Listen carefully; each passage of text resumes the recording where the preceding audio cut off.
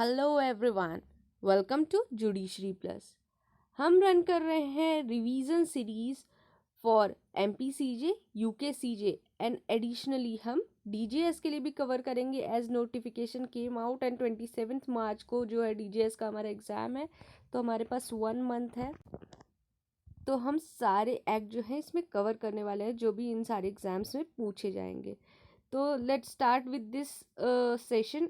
मैंने ऑलरेडी एक session upload कर दिया है इंडियन एविडेंस एक्ट का, तो वो मैं इसके लिए सेपरेट प्लेलिस्ट क्रिएट कर दूंगी, तो आप वहाँ से जाके देख सकते हैं। डिस्क्रिप्शन बॉक्स में भी मैं लिंक डाल दूंगी, तो वहाँ से भी जाके देख सकते हैं।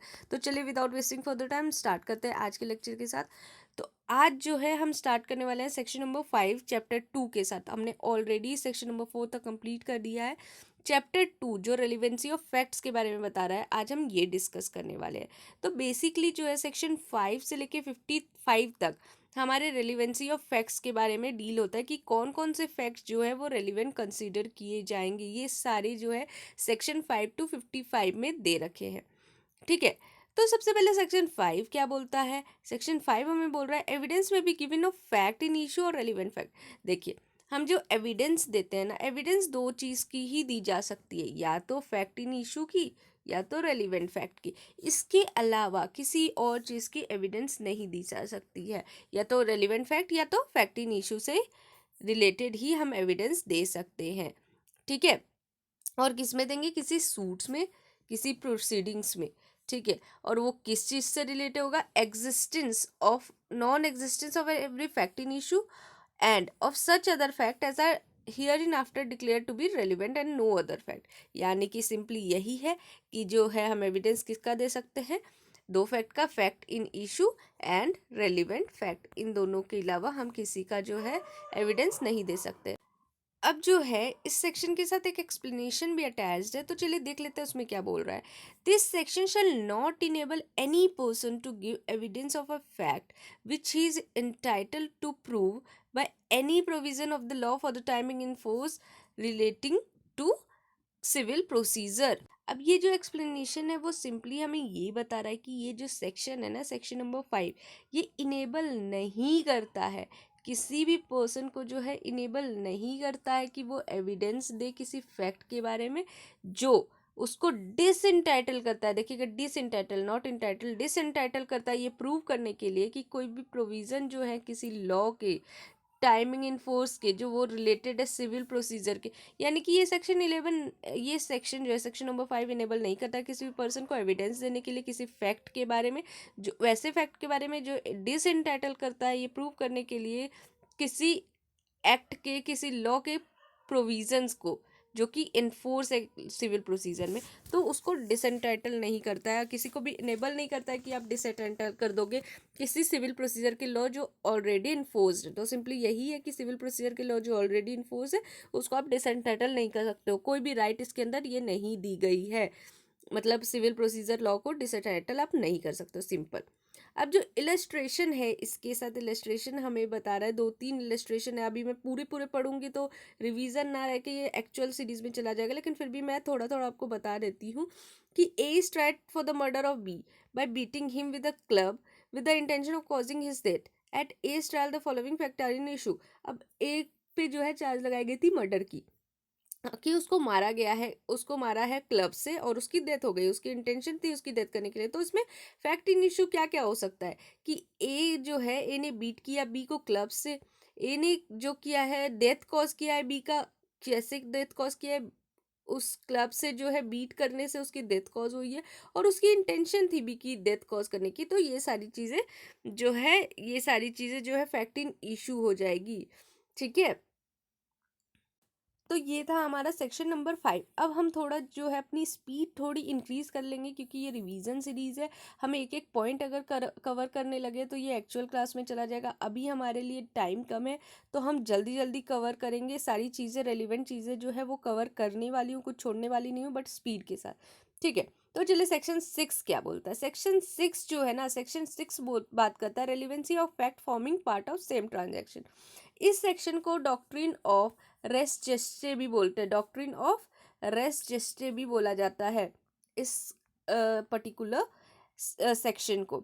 ये सेक्शन हमें बात कर रहा है कि कोई भी फैक्ट है ना, वो फैक्ट जो है वो एक्चुअल ट्रांजैक्शन से इतने रिलेटेड है, इतने वो रिलेटेड है कि वो भी जो मेन ट्रांजैक्शन वो भी रेलिवेंट फैक्ट बन जाता है। यानी कि क्या बोल रहा है, फैक्ट विच दो नॉट इन इशू, ये इशू में नहीं है लेकिन इतने कनेक्टेड है फैक्ट इन इशू से कि वो फॉर्म करते हैं उस पार्ट, सेम ट्रांजैक्शन का पार्ट फॉर्म करते हैं, और इसलिए ये जो फैक्ट है वो रेलिवेंट कहलाते हैं। वो उसी वक्त हुए हैं, वो ऐसे फैक्ट उसी वक्त हुए हैं, उसी टाइम पे हुए हैं, उसी प्लेस पे हुए हैं, या डिफरेंट टाइम पे हुए हैं, डिफरेंट प्लेस पे हुए हो, इससे फ़र्क नहीं पड़ता है। फ़र्क ये पड़ता है कि आपके सेम ट्रांजैक्शन के अंदर अगर ये हुआ है तो ये रेलिवेंट हो जाएगा under section number 6, and which is also called doctrine of res gestae. ठीक है, इलस्ट्रेशन जो है इसका एक मैं बता देती हूँ, बाकी आप देख लीजिएगा।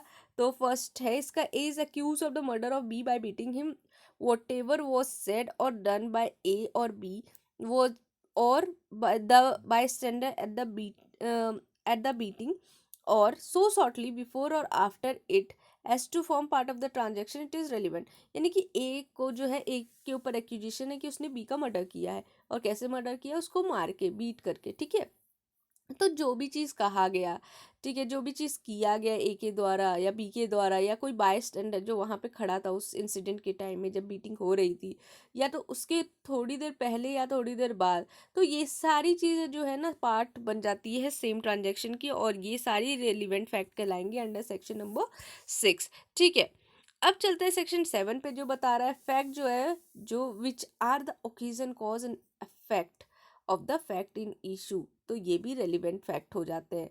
तो वैसे फैक्ट जो कि किसी इंसिडेंट को, यानी कि जो फैक्ट इन इशू है ना उसको होने के लिए वो ओकेजन प्रोवाइड कर रहा है, या कॉज प्रोवाइड कर रहा है, या उस एक्ट के होने की वजह से कुछ अफेक्ट हो रहा है, इमीडिएट अफेक्ट हो रहा है, या अदरवाइज कोई दूसरा इफेक्ट हो रहा है, तो ये सारी चीज़ें जो है रेलिवेंट फैक्ट कहलाएंगी या फैक्ट इन इशू कहलाएंगी।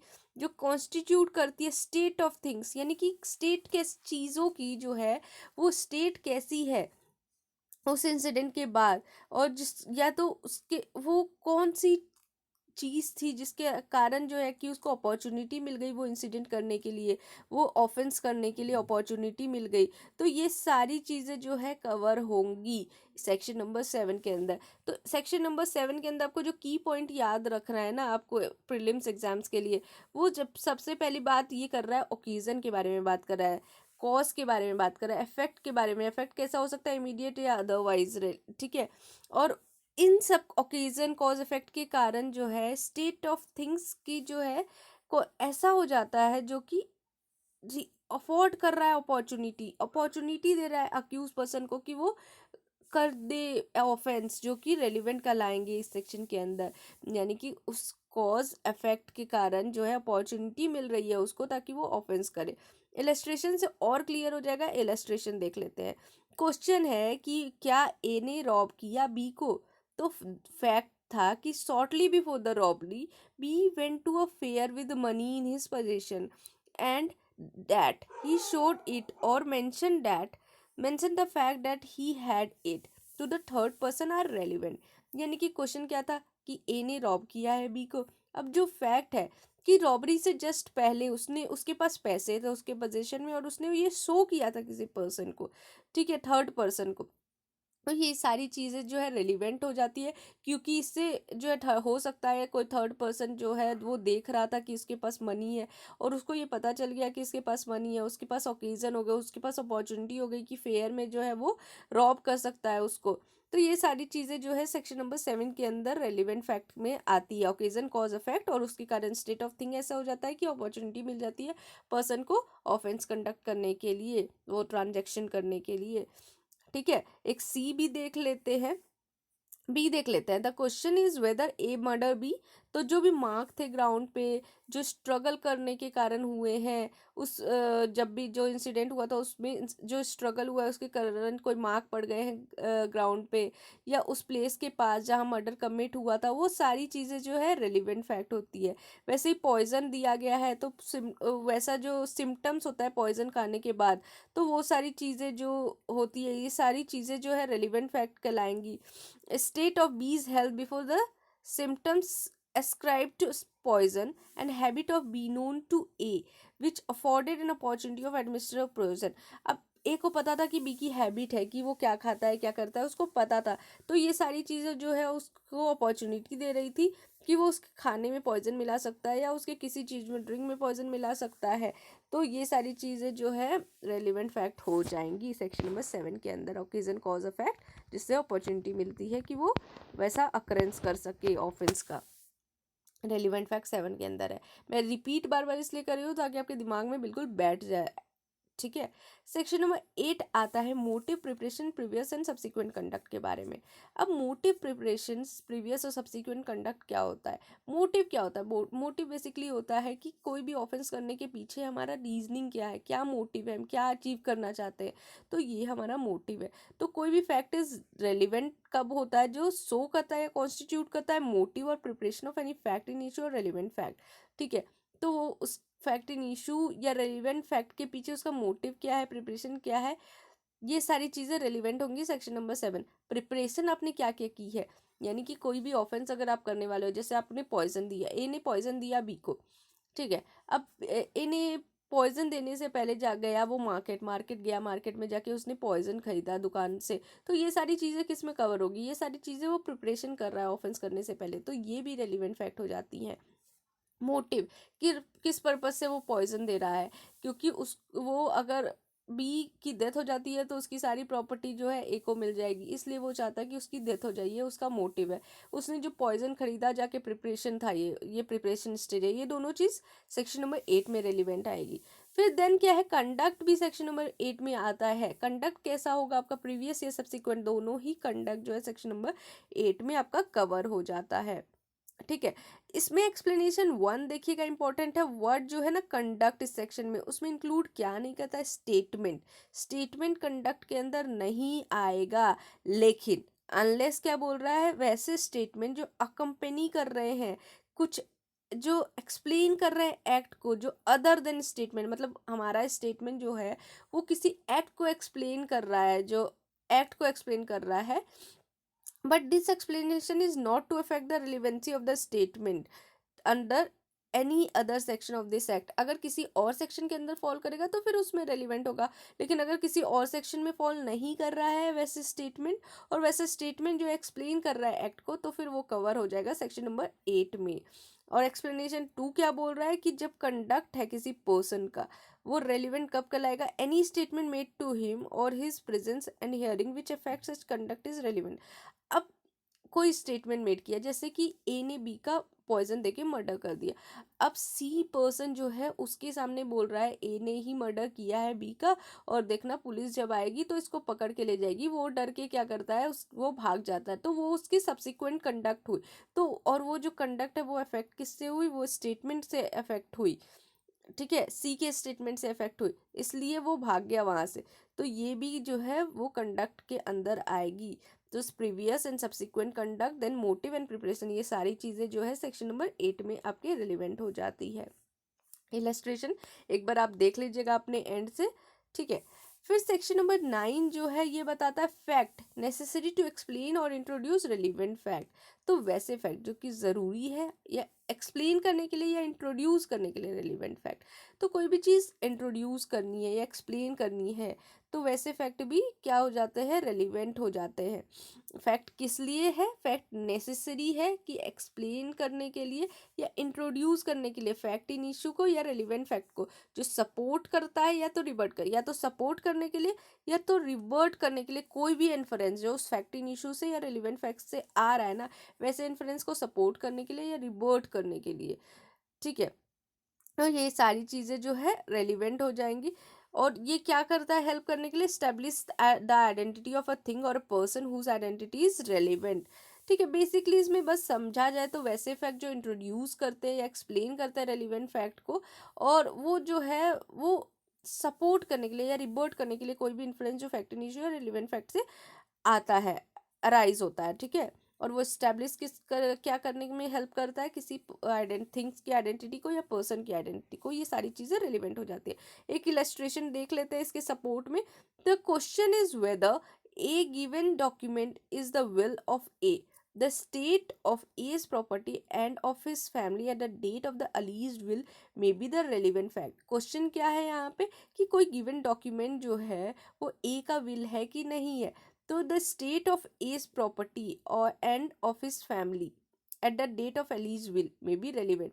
तो जो ए की प्रॉपर्टी की स्टेट है, क्या किस स्टेट में ए की प्रॉपर्टी है या उसकी फैमिली की, किस दिन पे, जिस दिन वो विल आया, ये सारी चीज़ें जो है रेलिवेंट फैक्ट कहलाएंगी इसके अंदर। सी देख लीजिए एक बार, सी में क्या बोल रहा है, सी से अच्छा मुझे लग रहा है इसमें है illustration D, A sues B for inducing C to break a contract of service made by him with A. C on leaving A's service says to A, I am leaving you because B has made me a better offer. This statement is relevant fact as explanatory of C's conduct, which is relevant as in fact in issue. देखिए ये example बिल्कुल, ये illustration बिल्कुल आपको बता दे रहा है, क्योंकि ये एक्सप्लेन कर रहा है कि मैं क्यों लीव कर रहा हूँ, आपका कॉन्ट्रैक्ट क्यों तोड़ के मैं जा रहा हूँ, क्योंकि मुझे जो है बेटर ऑफर मिल गया है। ठीक है, मुझे बेटर ऑफर मिल गया है। इस तो ये जो स्टेटमेंट है ये एक्सप्लेन कर रही है, तो एक्सप्लेन कर रही है तो ये किसके अंदर कवर होगा, सेक्शन नंबर 9 के अंदर कवर होगा। ठीक है, तो सेक्शन 9 में क्या क्या बोला जाता है, सेक्शन 9 में फैक्ट वैसे जो एक्सप्लेन या इंट्रोड्यूस करता है रेलिवेंट फैक्ट को। ठीक है, फिर आता है हमारा सेक्शन नंबर 10 जो कि बताता है थिंग्स सेड और done by conspirator in reference to the common design. ठीक है, अब ये जो सेक्शन नंबर 10 है इसको हम पढ़ते हैं section number 120A of IPC। ठीक है, जो कि क्रिमिनल कॉन्स्पिरेसी के बारे में बताता है। अब ये जो है ना, जब ये जो सेक्शन 10 है ये बेसिकली रेलिवेंट फैक्ट के बारे में बता रहा है। तो जब कोई रीजनेबल ग्राउंड है ये बिलीव करने के लिए, कोई दो या दो से ज़्यादा पर्सन जो है एक साथ कंस्पायर कर रहे हैं और कंस्पायर करके क्या करना चाहते हैं, कोई ऑफेंस करना चाहते हैं या कोई एक्शनेबल रॉन्ग करना चाहते हैं। ठीक है, और उनका कॉमन इंटेंशन है ये करने को, तो ये सारी चीज़ें जो उस क्रिमिनल कॉन्स्पिरेसी के अंदर वो करेंगे ना, वो सारी चीज़ें जो है रेलिवेंट फैक्ट कहलाएंगी। सारी चीज़, सारे एक्ट उनके, सारे कंडक्ट उनके, ये सारी चीज़ें जो है रेलिवेंट फैक्ट कहलाएंगी। देखिए, कॉमन इंटेंशन में जो भी करेंगे in reference to their common intention after the time when the intention was first entertained by any of the them.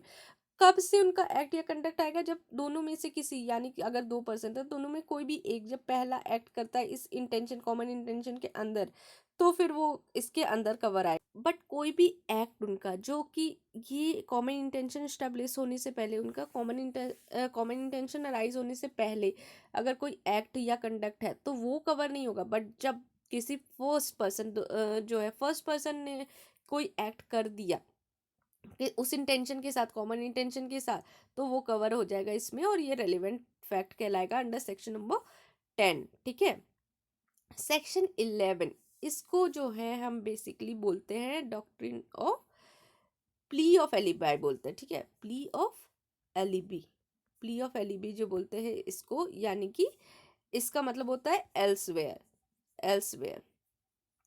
ठीक है, अब ये क्या बेसिकली बोलता है, प्ली ऑफ एलिबी क्या होता है, इसको जानने से पहले एक बार हम सेक्शन देख लेते हैं। तो when fact not otherwise relevant become relevant, तो कोई फैक्ट है जो कि अदरवाइज रेलिवेंट नहीं होगा बट इस केस में, पर्टिकुलर केस में वो रेलिवेंट कहलाता है। ठीक है, अगर फैक्ट जो है वो इनकंसिस्टेंट होता है कोई फैक्ट इन इशू से या रेलिवेंट फैक्ट से, तो फिर वो रेलिवेंट हो जाएगा। और if by themselves or in connection with the other fact they make the existence of or non-existence of any fact in issue or relevant fact highly probable or improbable। ठीक है, या तो इनकंसिस्टेंट है या तो क्या है, हाईली प्रोबेबल और इम्प्रोबेबल है, तो इन दोनों केसेस में क्या होता है, वो रेलिवेंट कहलाता है बेसिकली। अब हम देखेंगे प्ली ऑफ एलिबी क्या होता है। तो नॉर्मली क्या होता है, प्ली ऑफ एलिबी जो होता है, जैसे कि ए ने बी का मर्डर किया, ये उस पर एक्यूजेशन है कि ए ने बी का मर्डर किया है। अब ये जो मर्डर है ये मर्डर हुई है दिल्ली में, लेकिन बी जो है, बी बोल रहा है कि at the time of murder मैं तो कोलकाता में था, तो फिर मैं मर्डर कैसे कर सकता हूँ, क्योंकि ये जो फैक्ट है ये हाईली इम्प्रोबेबल कर देती है कि वो मर्डर ए कर सकता है। ठीक है, अगर उसने ये प्रूव कर दिया कि वो कोलकाता में था तो ये इम्पॉसिबल हो जाएगा कि वो आके मर्डर कर रहा है दिल्ली में और इतना शॉर्ट स्पेन ऑफ टाइम में फिर वो कोलकाता में भी दिखा रहा है कि उस टाइम में वो एग्जिस्ट है कोलकाता में। तो ये जो है ये फैक्ट जो है ये इसको इम्प्रोबेबल बना देती है और इसलिए जो है वो रेलिवेंट फैक्ट में कहलाएगा, अदरवाइज ये रेलिवेंट फैक्ट नहीं कहलाएगा। ठीक है, ये होता है हमारा प्ली ऑफ एलिबी। इलस्ट्रेशन में भी सेम बोल रहा है, the question is whether A committed a crime at Kolkata on certain day, the fact that A on that day A was at Lahore is relevant. ठीक है, तो इसको इम्प्रोबेबल हो जाता है, the fact that the near the time when the crime was committed A was at the distance from the place where it was committed, which would render it highly improbable though not impossible that he has committed is relevant fact। ठीक है, अगर highly improbable है लेकिन impossible नहीं है तो भी वो रेलिवेंट हो जाएगा और इम्प्रोबेबल है तो भी वो रेलिवेंट हो जाएगा। ठीक है, अब जो है सेक्शन नंबर 12, सेक्शन नंबर 2 देखिए, सेक्शन नंबर 11 में कभी कभी ये क्वेश्चन भी आ जाता है, वो किस डॉक्ट्रिन ऑफ प्ली जो है, प्ली ऑफ एलिबी जो है वो किस सेक्शन के अंदर कवर होता है, तो सेक्शन नंबर 11 के अंदर कवर होता है। अब सेक्शन नंबर 12 जो बोल रहा है, in suit for damage fact tending to enable court to determine amount are relevant. ठीक है, अब कोई सूट है, डैमेजेस का सूट है, तो वैसे फैक्ट जो कोर्ट को हेल्प कर रहे हैं अमाउंट ऑफ डैमेज डिटरमाइन करने के लिए, वो सारे जो है रेलिवेंट फैक्ट कहलाएंगे। बस इसके लिए इतना ही याद रखिएगा, that much is important under section number 12। जो भी फैक्ट जो है डैमेज को डिटरमाइन करने के लिए हेल्प करता है वो सारे रेलिवेंट फैक्ट कहलाएंगे। अब जो है सेक्शन नंबर 13 क्या बोलता है, फैक्ट रेलिवेंट व्हेन राइट और कस्टम इज इन क्वेश्चन। अब क्वेश्चन में क्या है, राइट्स और कस्टम। ठीक है, तो जब क्वेश्चन राइट और कस्टम के बारे में है तो कोई भी ट्रांजैक्शन जो कि राइट और कस्टम इन क्वेश्चन के बारे में बात कर रहा है, और कोई भी ट्रांजैक्शन जिससे वैसे राइट कस्टम जो क्वेश्चन में है वो क्रिएट हुए हैं, क्लेम हुए हैं, मॉडिफाई हुए हैं, रिकॉग्नाइज हुए, असर्ट हुए या डिनाइड हुए, और जो कि इनकंसिस्टेंट है विद इट्स एग्जिस्टेंस, तो वैसे रेलिवेंट हो जाएंगे वैसे कस्टम और राइट्स। और कोई पर्टिकुलर इंस्टेंस है जिसमें वैसे राइट या कस्टम जो है उसको क्लेम किया जा रहा है, रिकॉग्नाइज किया जा रहा है, एक्सरसाइज किया जा रहा है। ठीक है, और जिसमें वैसे डिस्प्यूट और वैसे एक्सरसाइज जो है डिस्प्यूटेड है, असर्टेड है और डिपार्टेड है, तो वो भी क्या होंगे, वो रेलिवेंट हो जाएंगे। तो कोई भी राइट या कस्टम है क्वेश्चन में, ठीक है, तो जहाँ क्वेश्चन जो है किसी राइट या कस्टम के एग्जिस्टेंस के बारे में है तो कौन कौन से फैक्ट जो है रेलिवेंट होंगे, वैसे ट्रांजैक्शन जिसमें राइट या कस्टम जो क्वेश्चन में है वो क्रिएट हो रहा है, क्लेम हो रहा है, मॉडिफाई हो रहा है, रिकॉग्नाइज हो रहा है, सर्ट हो रहा है, डिनाइड हो रहा है, और जो है इनकंसिस्टेंट हो रहा है उसके एग्जिस्टेंस के बारे में, और कोई पर्टिकुलर इंस्टेंस है जिसमें राइट या कस्टम को क्लेम, रिकॉग्नाइज या एक्सरसाइज किया जा रहा है, और जो एक्सरसाइज जो है वैसा वो डिस्प्यूटेड है या असर्टेड है या डिपार्टेड है, तो ये सारी चीज़ें जो है रेलिवेंट हो जाएंगी। मैं जो है बेयर एक्ट की लैंग्वेज पे ज़्यादा ध्यान दे रही हूँ क्योंकि एक एक लैंग्वेज जो है ना ज़्यादा इंपॉर्टेंट है, तो वो सब लैंग्वेज इसलिए मैं बार बार आपके सामने जो है रिपीट कर रही हूँ। तो ये सारी चीज़ें जो है इंपॉर्टेंट है, याद रखिएगा। राइट एंड कस्टम के बारे में सेक्शन नंबर 13 बात करता है, और उसके वो कैसे क्रिएट हुआ है, क्लेम हुआ है, मॉडिफाई हुआ है, रिकॉग्नाइज हो रहा है, सर्ट डिनाइड हो रहा है, ये सारी चीज़ें ऐसे ट्रांजैक्शन में जो कवर हो रही है, और कोई पर्टिकुलर इंस्टेंस जिसमें क्लेम हो रहा है, रिकॉग्नाइज हो रहा है, एक्सरसाइज हो रहा है। ठीक है, तो ये सारे कवर हो जाएंगे सेक्शन नंबर 13 में। फिर सेक्शन 14 हमें क्या बोल रहा है, fact showing existence of state of mind और बॉडी ऑफ बॉडीली फीलिंग। तो वैसे फैक्ट जो किसी स्टेट ऑफ माइंड के एग्जिस्टेंस के बारे में बात कर रहे हैं, इसमें जो कीवर्ड्स है ये याद रखिएगा, कौन कौन से स्टेट ऑफ माइंड है, intention, knowledge, good faith, negligence, rashness, ill will और गुडविल।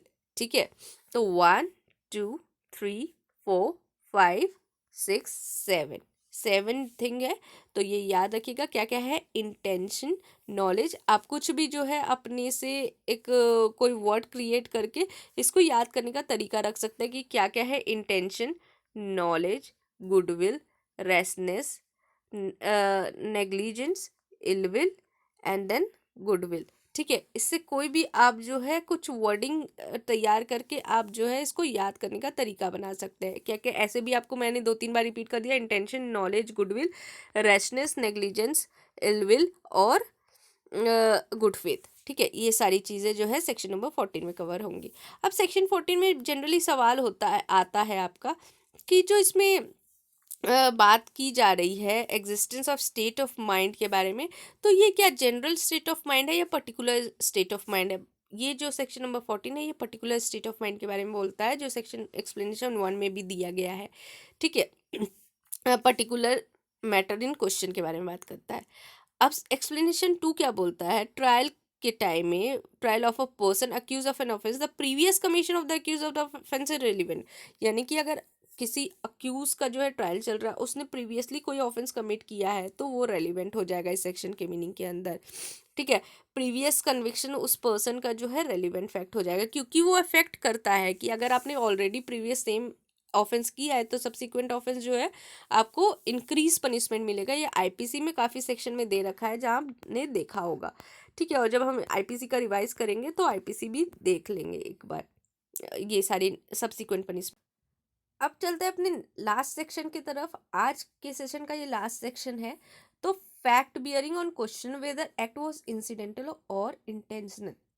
वैसे फैक्ट जो कि शो करते हैं कि जो इंसिडेंट है वो एक्सीडेंटल था या इंसिडेंटल था, यानी कि एक्सीडेंट से कोई एक्ट हुआ है या जानबूझ के इंटेंशन के साथ आपने एक्ट किया है, तो वैसे सारे फैक्ट जो है वो रेलिवेंट हो जाएंगे।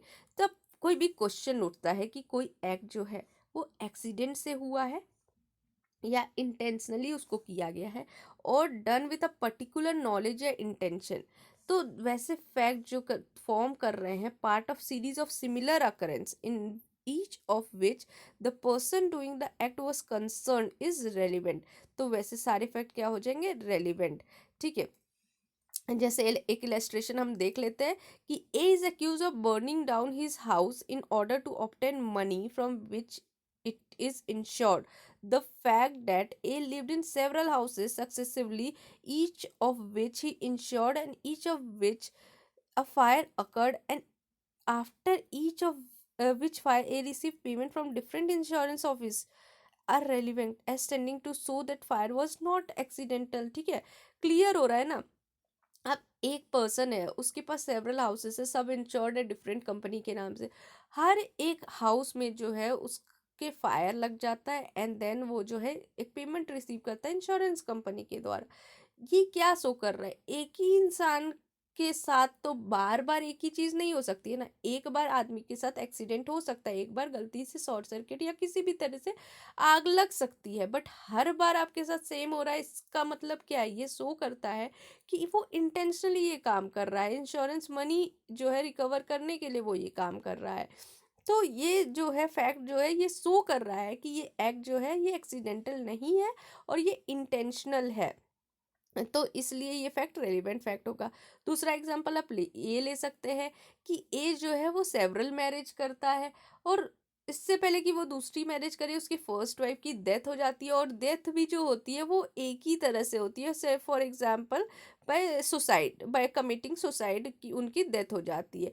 तो अगर एक बार हुआ तो इसको मान सकते हैं कि एक्सीडेंटल है या हुआ है। मान लो सुसाइड की है, बर्निंग के थ्रू उन्होंने सुसाइड किया है, तो मान सकते हैं कि एक्सीडेंटल था, बर्निंग हो गई और डेथ हो गई।